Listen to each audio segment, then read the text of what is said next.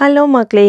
என்னதான் நம்ம வீக் ஃபுல்லா அவசரத்துக்கு சமைச்சு சாப்பிட்டு வேலை பார்க்க ஸ்டார்ட் பண்ணிட்டாலும், இந்த சண்டே அன்னைக்கு நல்லா பொறுமையா சமைச்சு சாப்பிடுற சுகமே தனிதான். அந்த மாரி சமைக்கும்போது சம்டைம்ஸ் ஏதாவது ஒரு டிஷ் வந்து சொதப்பிடும்.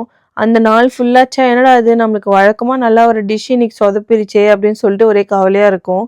அந்த மாரிலாம் இல்லாம இந்த சண்டே நான் செஞ்ச எல்லா டிஷ்ஷுமே சூப்பரா இருந்தது. எனக்கே என் சமையல் பார்த்து அவ்ளோ பெருமை.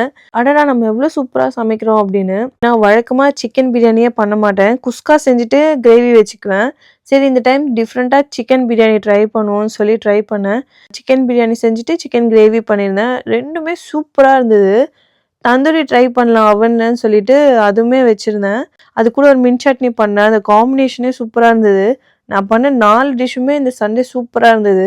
என்னதான் சமைக்கிறப்போ கஷ்டமா இருந்தாலும், சாப்பிட்டு ஆஹா! எவ்ளோ டேஸ்ட்டா இருக்கு அப்படின்னு நினைக்கும்போது, அந்த கஷ்டம்லாம் எதுவுமே தெரியாது.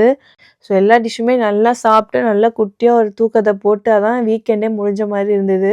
இந்த மாரி எத்தன பேரு நம்ம வழக்கமா சமைக்கிற டிஷ் வந்து சொதப்பிட்டா, அன்னைக்கு டே ஃபுல்லா உங்களுக்கு வந்து அதே நெனப்பாவே இருக்கும்னு மறக்காம கமெண்ட்ல சொல்லுங்க. Thank you. டாடா.